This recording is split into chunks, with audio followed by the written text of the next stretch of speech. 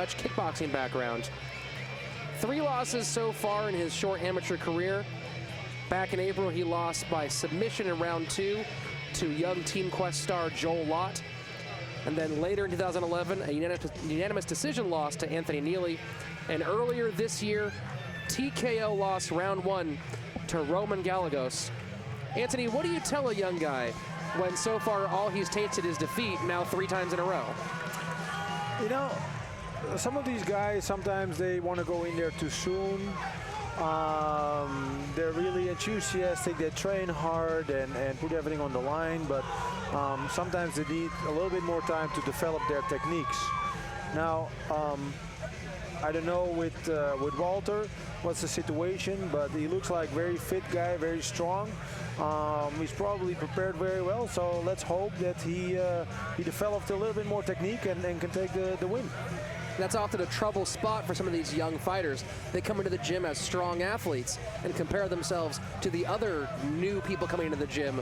And based on that athletic ability, they tend to perform better. But then they come into a place like the U and find guys who not only are just as athletic, but also who have been training longer with better technique. Yes, and sometimes that you're the strongest guy in the gym doesn't mean that you're necessarily the strongest guy in the cage. Do you remember any of your amateur fights from, or did you even fight amateur? I did fight amateur in kickboxing. I never fought amateur MMA, but I did fight amateur in kickboxing a long time ago, and those fights are important. You build your experience and you develop yourself, and there's always something that you learn in a fight that you take home and back in the gym. And it's important, and that's why a show like this is so good, that all the amateurs can keep working and developing themselves. You know, the name the U of MMA was chosen quite specifically by President Turi Altavia and matchmaker Jay Tan. They really wanted to create an amateur organization that was built on giving fighters a chance to learn before they go try to turn pro. And that's a great concept, and that's what it's all about. The young fighters that come, they train at the gym, and they want to see where they're at in the development, and you know, experience is very important. Walter Morales here, not inexperienced as an amateur, but hoping to get a better experience in his last 3, looking to break that 3-fight losing streak as he faces off tonight against Michael Tips Venturella. Let's welcome his opponent making his way to the cage, Michael Tips Venturella. Michael Venturella in the blue corner, coming up to the cage. Venturella taller than his opponent Morales at 6 feet tall. The 27-year-old's an orthodox fighter with a record of just 1 loss, a Los Angeles native. He fights with 10th Planet Jiu-Jitsu out of Van Nuys under coach Alder Hampel. He's a Jiu-Jitsu blue belt out there. He only has 1 fight, a loss, unanimous decision here at the U against Jason Borba. Now, Mike Venturella used to weigh over 300 pounds just a short 4 years ago, and then started getting in shape in 2008 and eventually found himself at 10th Planet. He was down to 220 when he started Jiu-Jitsu, and now he's down to 170 pounds. And that's what the sport does. The sport does support for people. They come in and they're out of shape, and they start training and they have fun with it. They develop their skills, but at the same time they're getting better, stronger, healthier, and that's all important. I was speaking with Mike's coach Alder Hampel earlier. He said that tonight the key is to not lose based on silly mistakes. That's what happened to him in his fight against Jason Borba. Alder calls Venturella the Korean zombie of Italy. He's hard to submit, hard to hurt, takes weird angles, and just keeps on coming forward, forward, and forward. Says we should look for fireworks. Mike himself says that he never taps in bad situations. He has a tendency to put himself in a bad position, but one thing he will not do tonight is tap out. Okay. It's easy to say now, isn't it? Yes, we will see. I think I've said that once or twice, and then found myself with a dislocated shoulder. Yeah, sometimes it's better to tap, especially in training. Oh, Gewalt, especially in training. Yes. Now, Mike credits his weight loss on the old-fashioned method, which, oddly enough, would be diet and exercise. Who knew that that worked? Yep. Maybe I should try one of those, too. You're not too late. Are you sure? Yes, I thought I was sure. getting too old. No.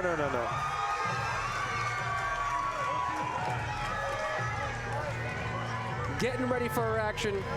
Walter Morales versus Michael Tips Venturella. Should be an exciting battle. Here's our ring announcer, Salvador Ariano, to introduce our fight. Our next fight is brought to you by Built to Fight MMA apparel and equipment. This fight is scheduled for 3 2-minute rounds in the welterweight division. Introducing first, fighting out of the red corner, a fighter disciplined in Muay Thai and boxing. He comes to the cage with a record of no wins and 3 losses. He stands at 5 feet 10 inches tall and weighed in at 170.4 pounds. Representing Old Town Fight Club and Cia Paulista, from Monrovia, California, Walter Morales.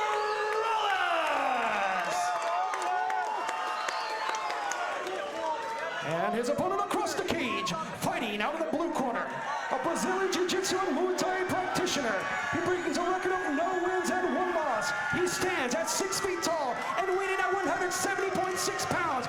Fighting with 10th Planet Van Nuys from Van Nuys, California, Michael Tips Venturella. Third man in the ring, Ed Eckert.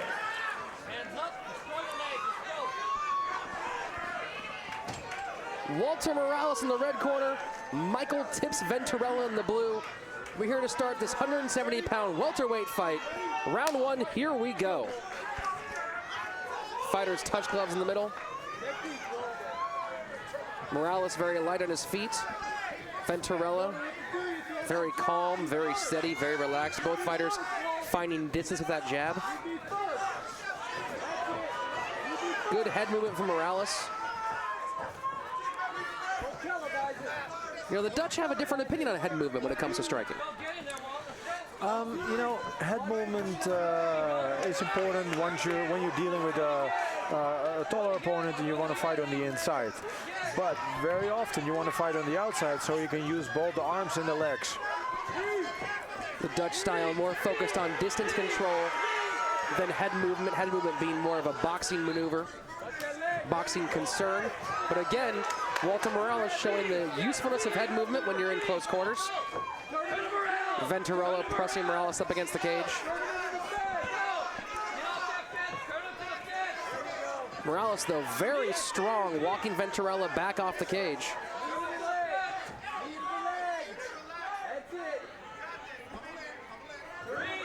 I think that Michael Venturella is going to look for the takedown right here. He's a blue belt in Jiu-Jitsu, and he probably wants to take the fight to the ground, where he is more dominant with the submission game.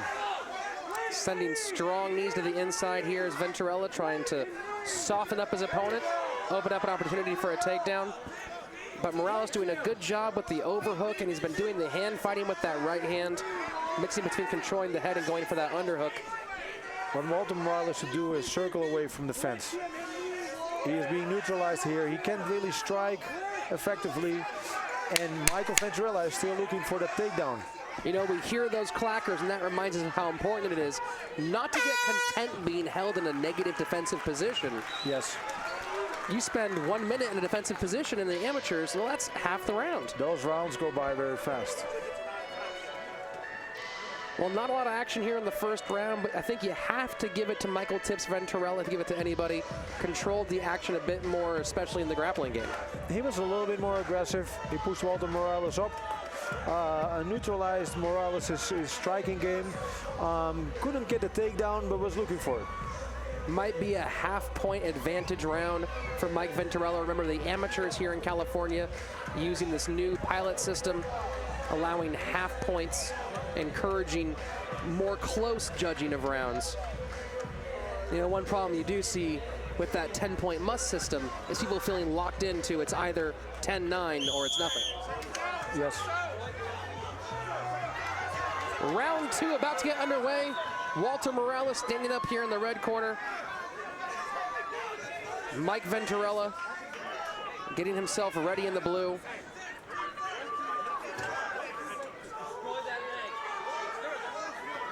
We're ready here for round number 2.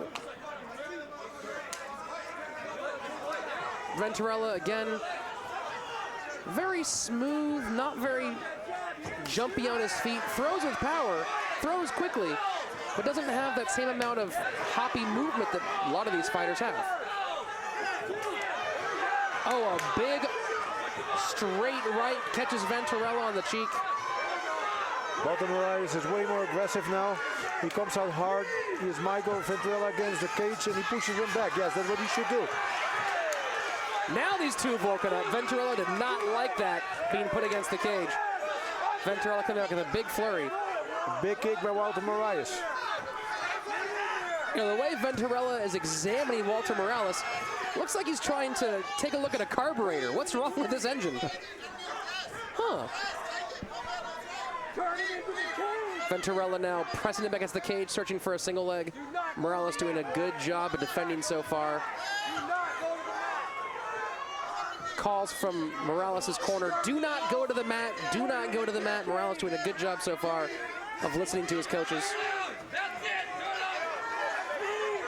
Morales is a strong fighter, but he is just really letting Venturella dictate the action here against the cage. What Venturella could do here is drop to the knees to regain his posture and then look for that single or double. Morales doing a good job at controlling the arm, and the referee steps in to break him up. We see our first reset of the night, a very, very good one as far as resets go. You know, I'm not a huge fan of resets in general, but if there's one to do, that's a good one to do. Morales again with big kicks. He's more aggressive this round. Three nice low kicks from Morales, but seems like Venturella's doing a good job of checking those kicks. And Ventura is going for the takedown, but he doesn't get it in time. You know, again, with its half-point scoring system, though, stopping that takedown might be what keeps Morales in this fight. Yeah, it all depends on how the judge counts. I do think, though, that Venturella is a little bit more dominant. He is neutralizing Morales' striking and looking for the takedown. He doesn't really get it yet, but he is neutralizing Walter Morales' game. And I think that's what the judges are looking for.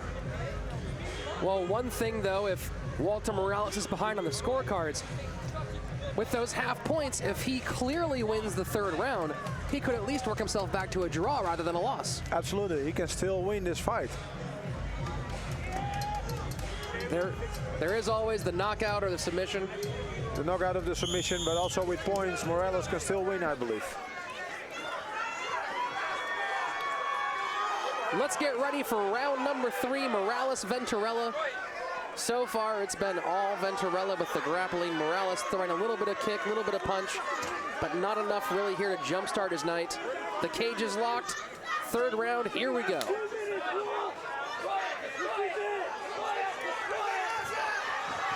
Big right cross from Michael Ventura.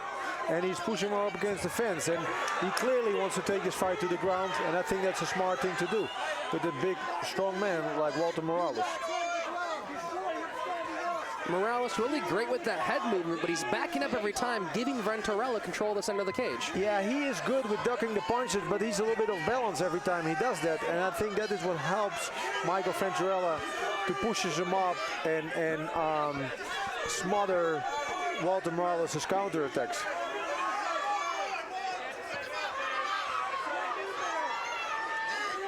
You know, Venturella's got to be frustrated here. He's had no real answer for the grinding cage control here. Sorry, Walter Morales has to be frustrated. He has no answer for the grinding cage control of Mike Venturella. Not really. He should circle away and get the middle of the octagon again. The referee, though, doing a good job of not letting Venturella stall out with the short rounds. A lot of people who are wrestlers tend to have that response. Oh, here we go. A couple of big swings from Walter Morales, but of course Venturella closed the distance. We're back against the cage. Michael Venturella closes the distance very well, and he has a good grip, but he has a really bad posture. He should recover that posture, because this way he's not strong. He's not going to be able to pick up Walter Morales. He should maybe drop down to the knees to recover the posture and then go for the leg. Walter's got to be frustrated. 18 seconds left here. Walter's got to be thinking, why won't this guy play nice? Why won't he just let us have a fight?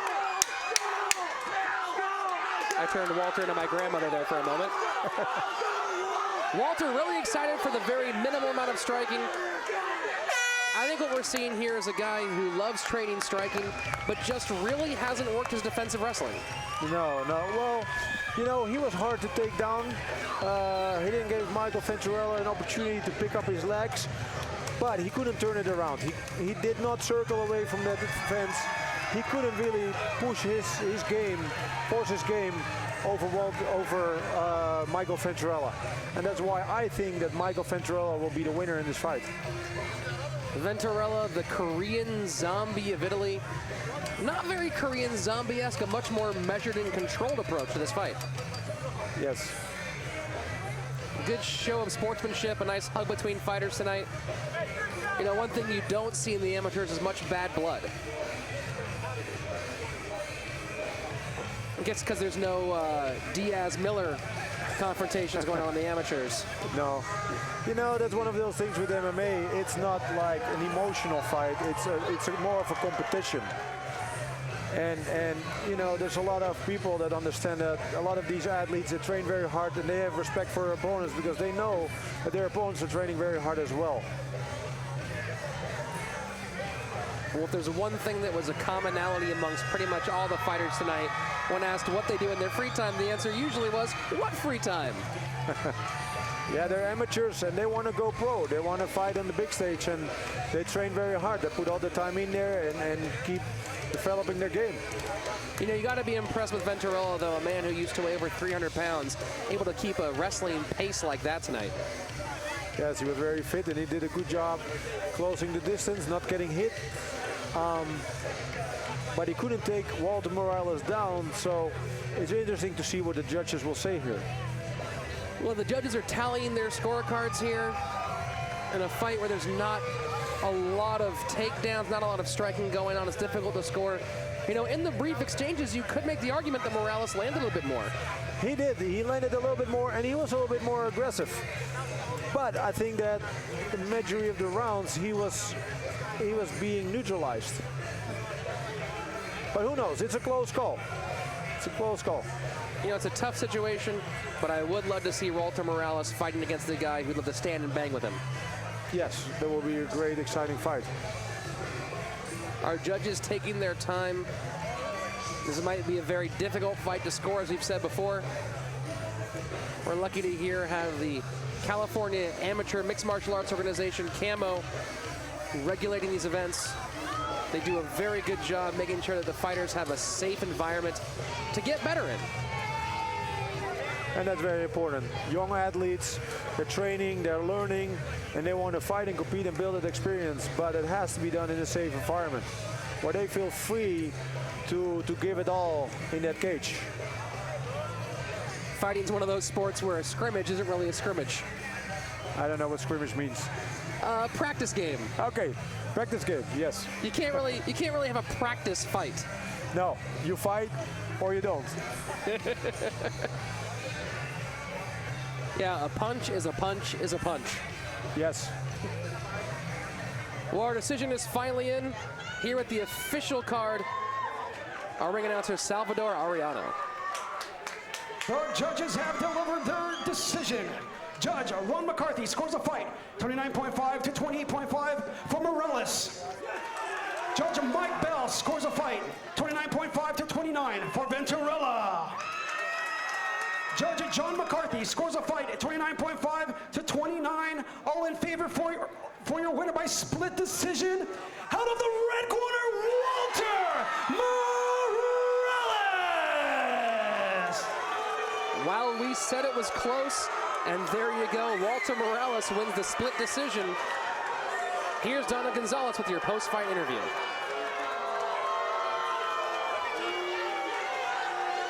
Walter, congratulations on a very hard-fought victory. Thank you. That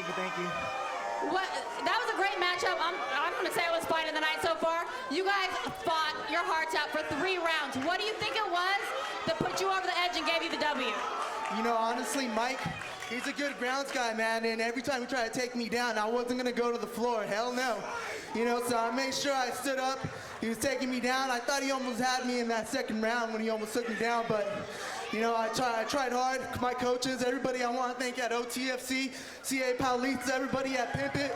You know, they helped me get ready for this fight. And I want to thank everybody from Monrovia, everybody from Beverly Hills Hotel that came to support me, man.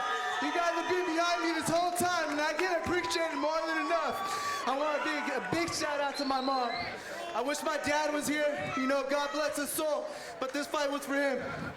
Well fought victory. That was awesome. I'm going to say it was a great fight, and I know a lot of us would love to see you guys get back in the cage. Would you give him a rematch if he asked? Of course. I'll do it again. I'll do it right now. Awesome. Thank you very good. Awesome fight. Walter Morales, give it up for him. Your winner by razor-thin split decision, Walter Morales.